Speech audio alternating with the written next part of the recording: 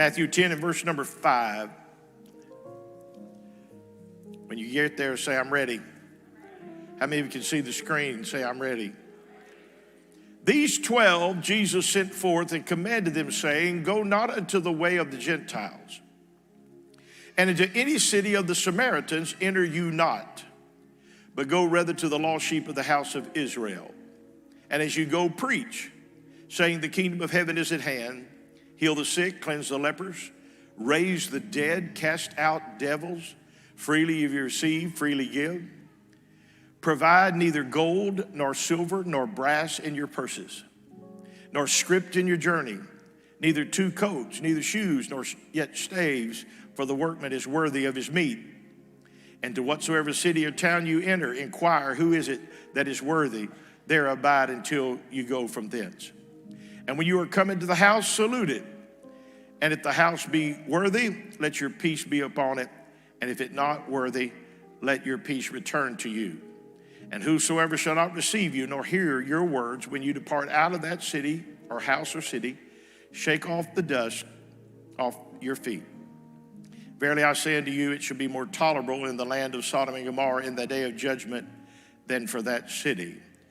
And I'm just going to be preaching for just a few minutes, and I'll be taking it from the 14th verse where he said, shake off the dust of your feet. I want to talk to you about static cling. Static cling. Everybody say in Jesus' name. Turn to somebody and tell them about static cling. Static cling. You can be seated. Anybody know what static cling is? It's in the colder, drier times of the year when you put your clothes in the dryer. That phenomenon, static, what we would call electricity, is the place where socks go to die.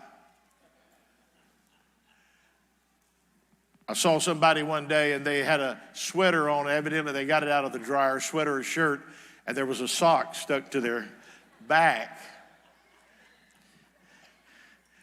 That's a scary thing.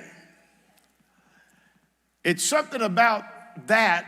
You can walk across the carpet and reach out to shake somebody's hand and fire go out of you, and it's that shock in that moment. This is the time of the year when you deal with static electricity. When you get out of your car, they tell you if you slide across cushioned seats or cloth seats or nylon seats or whatever it is, and you step out of your vehicle and you're going to go ahead and fill your car with gas, you need to ground yourself on the car first, because if you go over there and get a hold of something else and then that static electricity can produce a spark and you can have a fire come out of that. It's just something you don't like. We used to do this when we were in school. We would get our feet going real good on the carpet or whatever it was, so that we'd go up behind somebody and touch them in the ear. Now, it's something to get it with your hand, but when they touch you right here, it feels like it just goes all the way down to your feet. Just something that you deal with. But what happens with static electricity, it's the imbalance of electric charges that's within or on the surface of a material. Like I said, walking across the carpet, maybe just moving just a little bit, or putting some things together. I don't know what it is about balloons, but they're so easy to get static electricity in them, and they have a way of, you can get them close to your hair, and your hair will stand up. I mean, there's just something in that, especially as it gets colder and it's cooler and it's drier. It's the imbalance of electric charges on the surface of maybe that carpet or maybe on your shoes, and then on that cold, dry day, like when you take your clothing out of the dryer and it's that place where when you pull them apart, man, it just makes that sound. And if the lights were off, you could probably see it, because if you separate them quickly, it's going to make just a charge, and it's just something that you look at it. And I remember as a kid, the first time that happened to me, I couldn't figure out how somebody was shocking me like that. And once I learned that secret, then I was able to use that multiple times. But that's just something that you deal with. Jesus is instructing his disciples about what happens when they're dealing with rejection. What happens when they're dealing with somebody that is not accepting of the gospel. Because they were coming in love, But he wanted to prepare them of what it was going to mean if they found that other side of that charge of those people's lives where they were there in hatred or they were there in rejection. And so when those two things came together, even though you could say, I'm leaving your house, I'm leaving your town, he said, there is something that might cling to you, that might hang on to you. So I've got some instructions I want to give you, and that is you must shake the dust off of your feet as you get ready to go to the other place. Because what happens to them, they get there and they're so excited. It's the lost sheep of the house of Israel. That's who they are with. And so they get there and they're all excited. Jesus has sent them out, heal the sick, cast out devils, raise the dead. We're here to really help all of y'all. And they're so wrapped up in what happened with Abraham, and they're so wrapped up in what happened with Moses, that the conflicting ideas and the problems creates a static electricity that sometimes, even though you pull drastically away from it, disciples, you may leave that town, but there may be some things that will not leave you. The dust. I don't know what it is when I wear black wool slacks, that everything white wants to jump on it. Thank God for the roller. If you're coming to church, the holy roller. But sometimes if you go to a nice restaurant, we're not talking about McDonald's or a place like that, something more upscale, Taco Bell or something. When they come around and they've got, you got the napkins, you're having your special meal, they'll see that you've got dark clothes on and they'll say, can I get you a dark napkin? Because, you have the white one, you just might as well get ready for it. When you stand up, it just looks like you rolled around in a cotton gin. That's just the way it clings to you. I don't understand it. There's just the lint just comes to it. It's just that's the way it works. But I'm telling you this to tell you and giving you this example. You all know what this is. It's so elementary. But I just want to show you something that in 2023, things you've gone through, problems you've had, doubts that you've wrestled with, discouragements that you have faced. We are talking about going to a new year now. We're talking about 2024, people already wishing us Happy New Year. But I'm going to tell you there is a danger of this clinging when you decide you're going to a new dimension in God, or you're going to move up in God, or you're going to move forward in God. All of a sudden, those things that happened to you in these months past will try to cling and hold on to you in those moments. And when you try to pull away, sparks will fly. While you try to pull away, there's somebody there to tell you again and reinforce what is causing your discouragement. I was just thinking about this morning. When I was reading the Word of God, I just thought, I want the Word of God. I want to seek the face of God. I want to find God in looking at His Word, my face in His Word, instead of my face in Facebook. I want to be in the book. I want to be able to know what He has to say.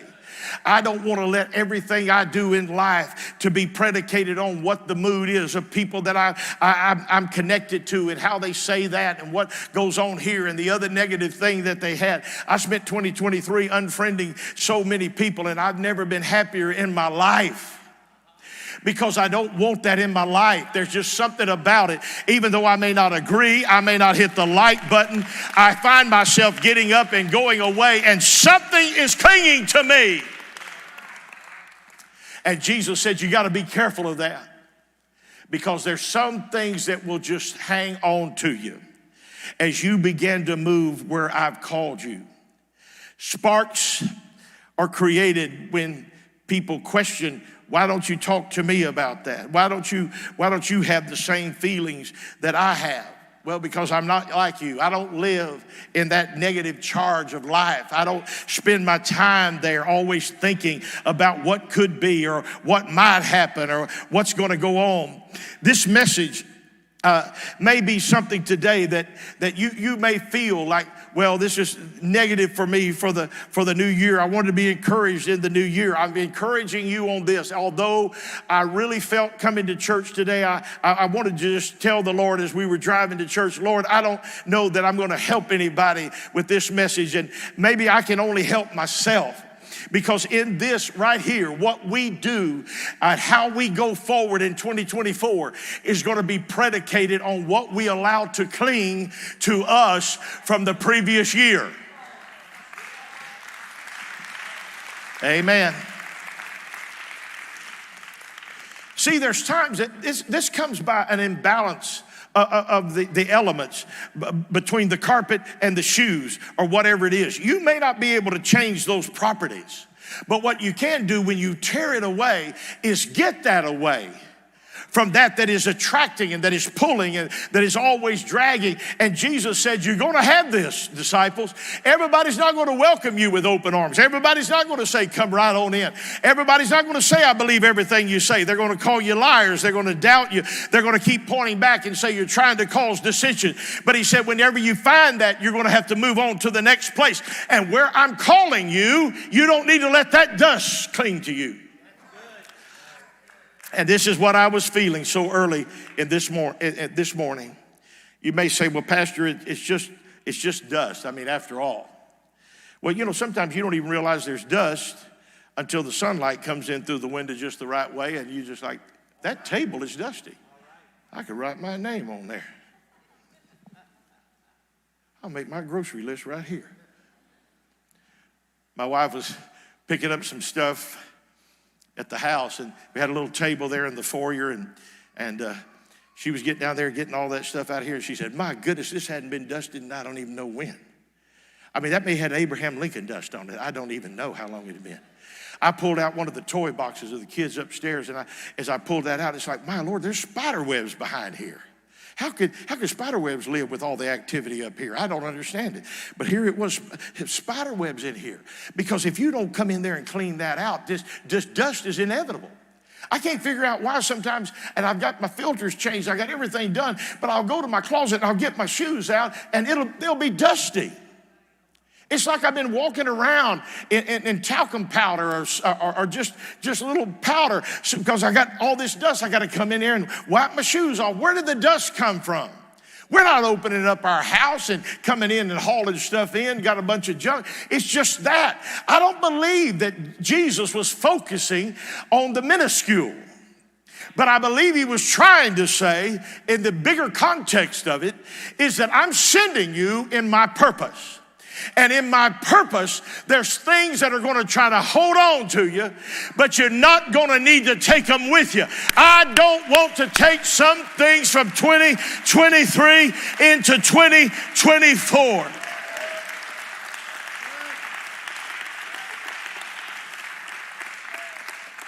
Oh, it's only dust, Pastor. I mean, you know, it's just dust. I mean, like you do your shoes, you just wipe that off and it's done. But, you know, dust is the beginnings of mud. It's what mud's made out of.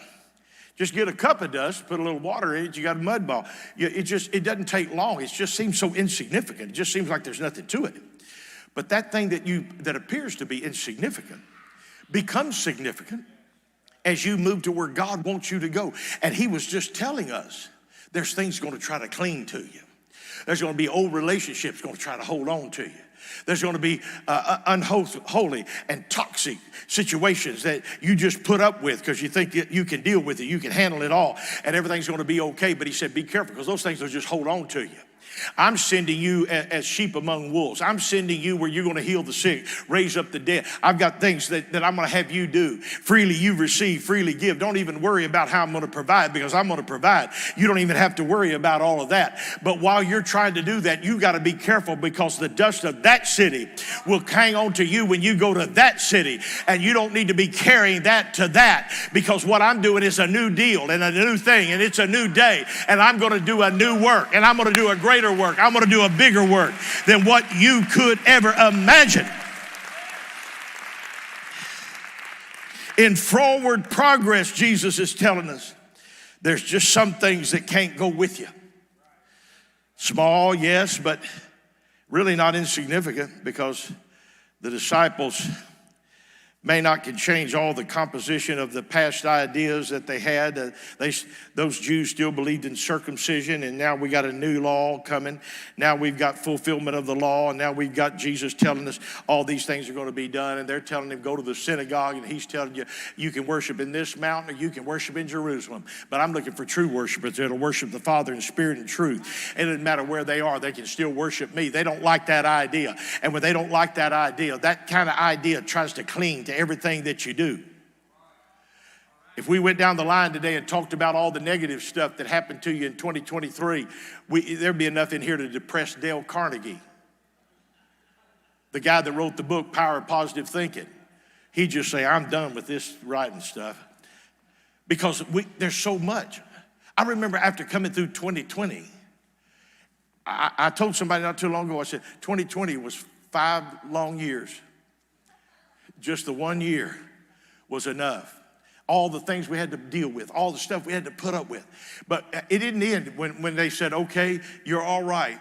You don't have to wear your mask anymore. You know, the other day I found one of my old masks in the glove box.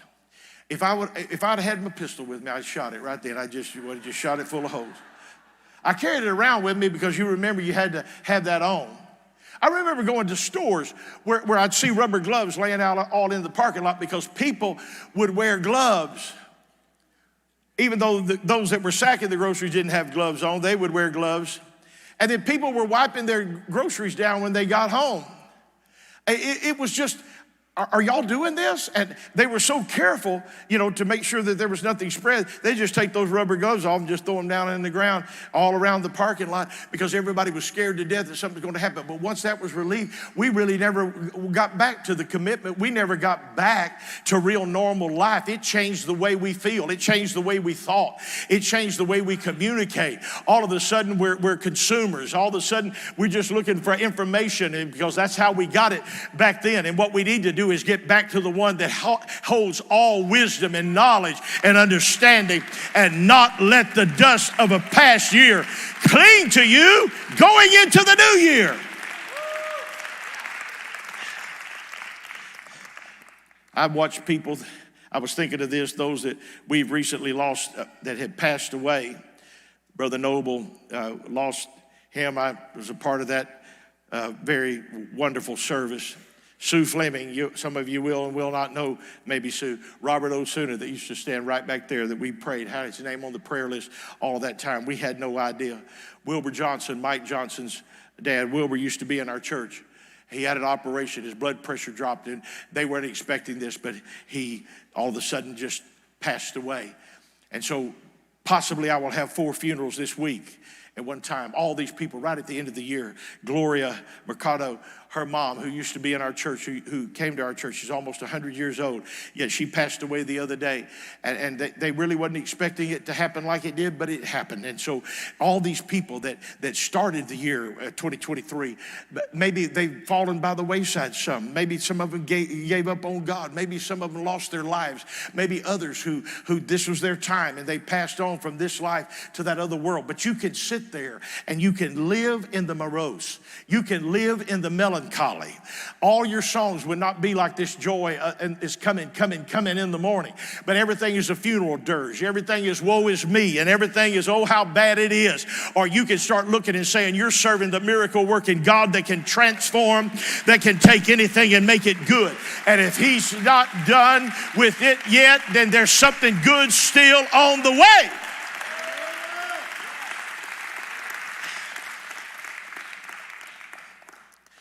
Sometimes people think that if they just keep fellowshipping with negativity or fellowshipping with someone that well, maybe they don't see eye to eye, but I'm listening to them.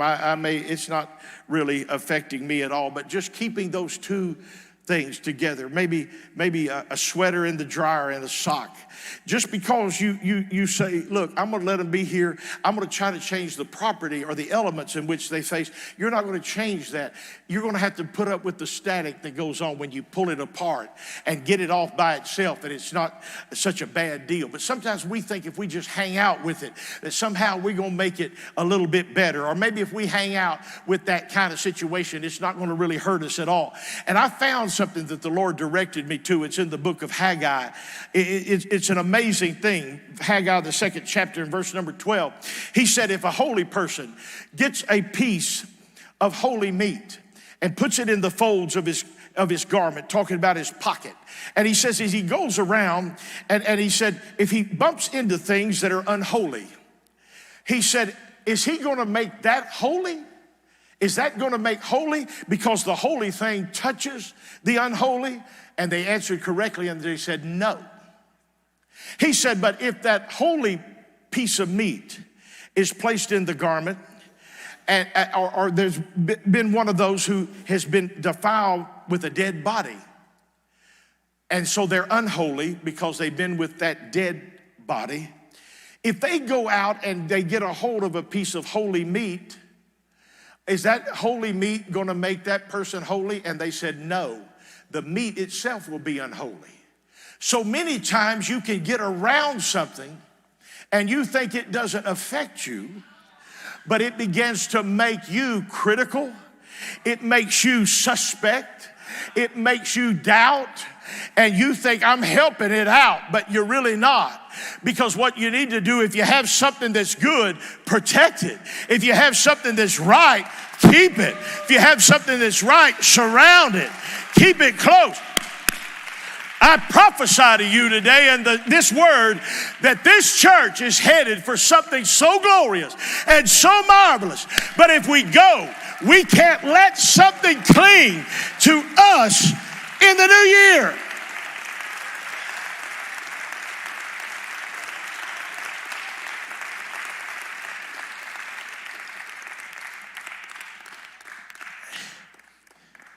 This is something I'll close with.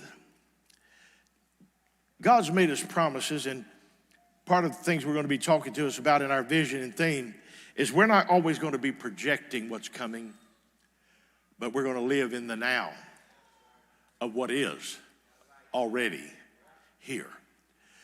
But I want you to notice this, and as they get ready maybe to play me a little something, I want you to see this. To prevent cling,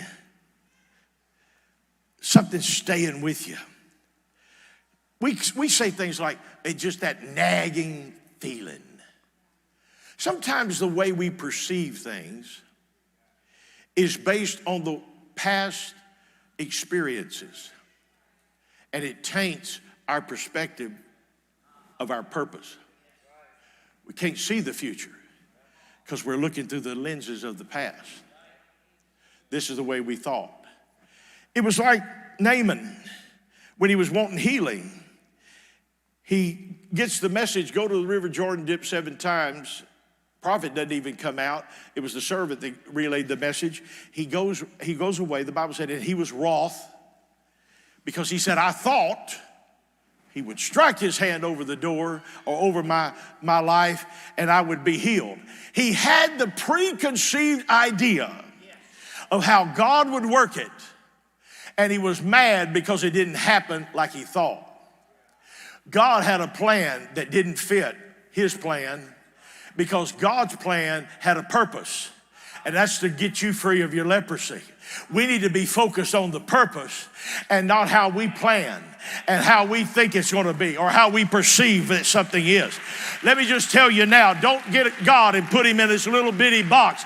He is taking this church to a dimension, to a place, to a glorious place. And the only way we can go is by shaking the dust and let nothing cling to us going into the new year.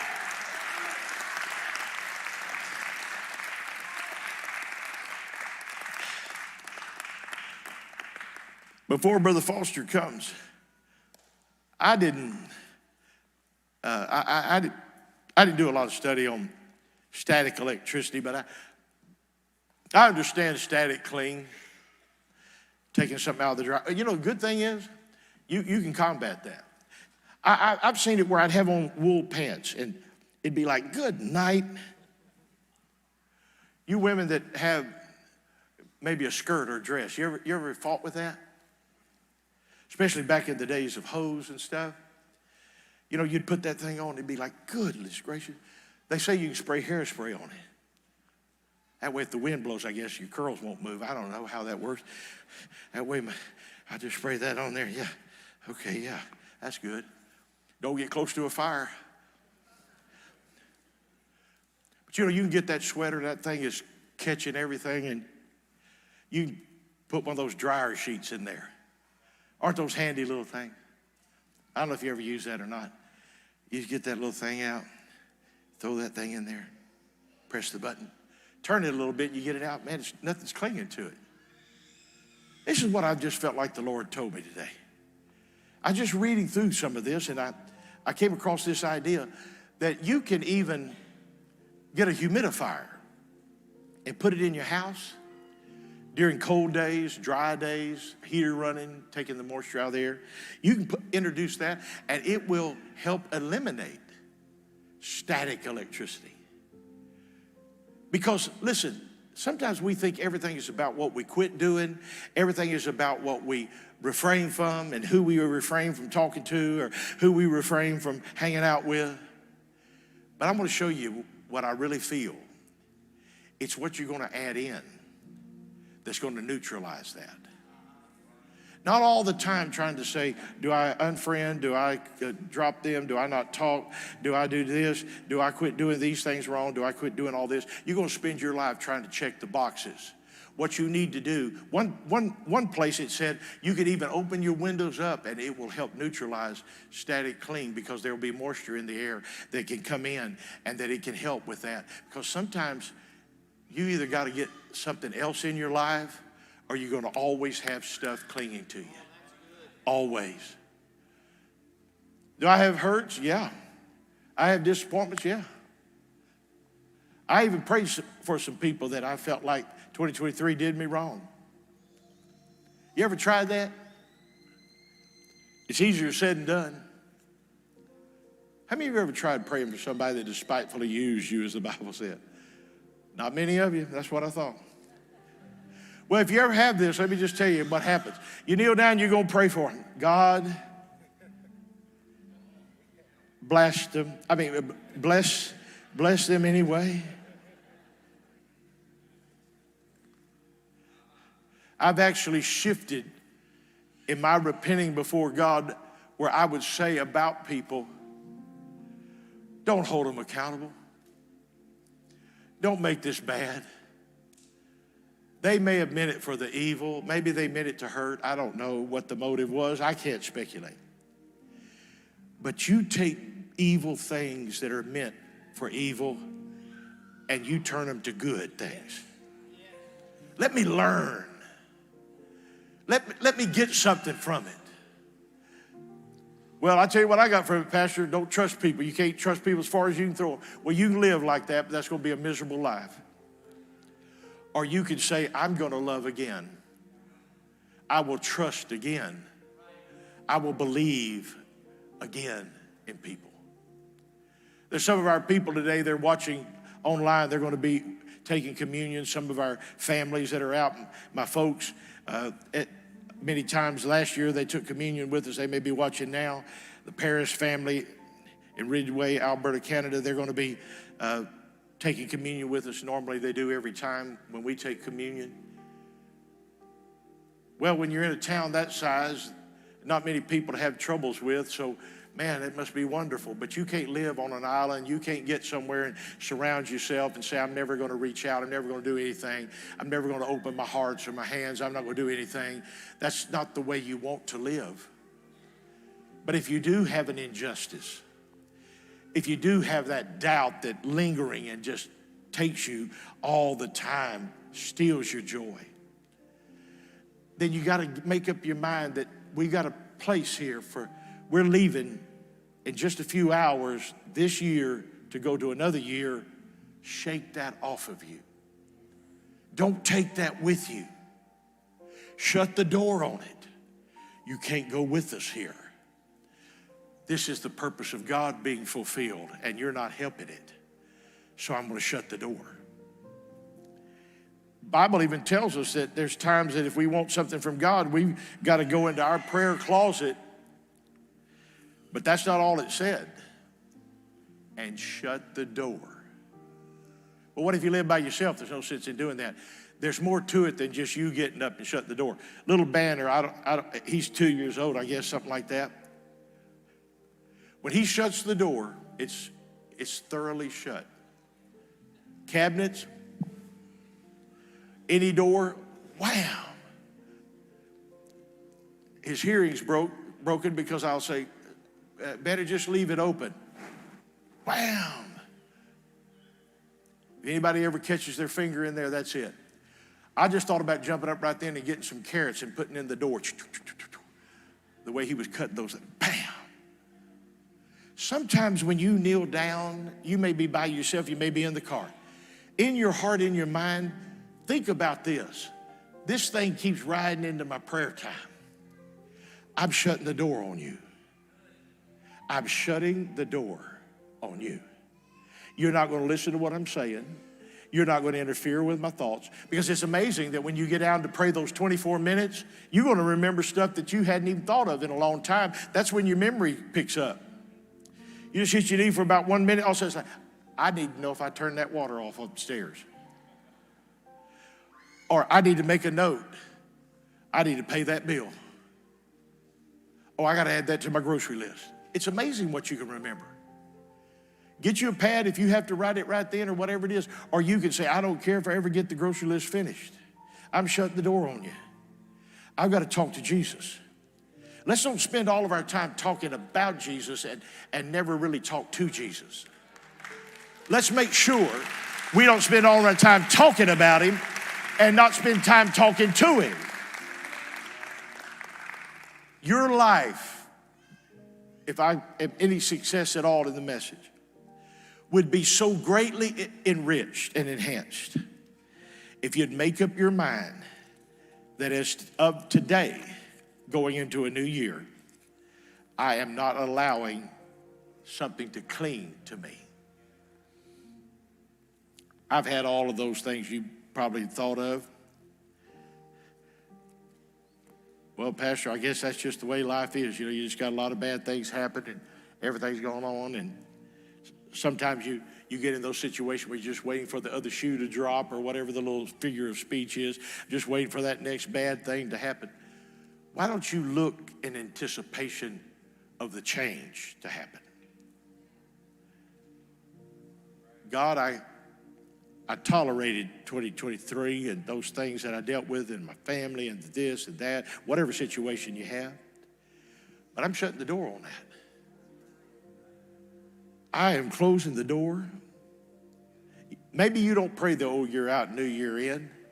Some of you will do that laying before the Lord. Looking at the back of your eyelids. We used to pray the old year out, new year in. You remember? In church, when we were growing up, we didn't sing Old Lang Syne and you know, and all that.